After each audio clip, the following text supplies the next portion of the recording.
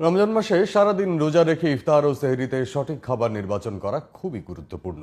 সুস্থ ও সবল থাকার জন্য ইফতারে স্বাস্থ্যকর খাবার খাওয়া জরুরি, কারণ অনিয়ন্ত্রিত খাবার গ্রহণ শরীরের নেতিবাচক প্রভাব ফেলতে পারে। বিশেষজ্ঞরা মনে করেন রোজায় স্বাভাবিক সময়ের তুলনায় 1/3 কম খাবার খাওয়া উচিত। তাই ইফতারের খাবার নির্বাচনে সচেতন হওয়া দরকার। রোজার স্বাস্থ্য সুরক্ষা নিয়ে শাহরিয়ার বাঁধনের বিশেষ প্রতিবেদনের প্রথম পর্ব। রমজানের খাদ্য তালিকায় সেহরি থেকে ইফতার পর্যন্ত থাকে খাবারের বাহারি প্রস্তুতি। ইফতারিতেই খাবারের প্রস্তুতি থাকে বেশি।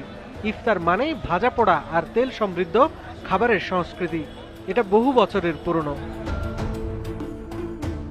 কারো কারো ভাজা পোড়ার দুর্বলতা থাকলেও রমজানের সেহরি কিংবা ইফতারের খাদ্য তালিকা নিয়ে আগের চেয়ে অনেক বেশি সচেতন ভোজন রসিকরা। ছোলা মুড়ি আমাদের অনেক পছন্দ, আমরা ছোলাটা খেতে পারি, ছোলাটা স্বাস্থ্যের জন্য ভালো, কিন্তু পেঁয়াজু বেগুনি এগুলো একটু কম খাওয়াটাই ভালো। খেজুর, ফল ফ্রুট ইত্যাদি বা ভাজা পোড়াটা আমাদের কম খাওয়াটাই মনে হয় উত্তম।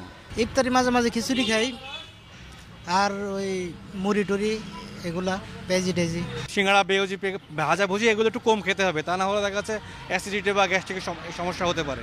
তবে চিকিৎসক ও পুষ্টিবিদদের মতে রোজায় স্বাস্থ্য ঠিক রাখতে রাতে পর্যাপ্ত পানি পান করা, সেহরি ও ইফতারে পুষ্টিকর খাবার খাওয়া, তেল জাতীয় খাবার পরিহার করা, খাবারের ভারসাম্য বজায় রাখা এবং সময় নির্ধারণ করে ব্যায়াম করা প্রয়োজন।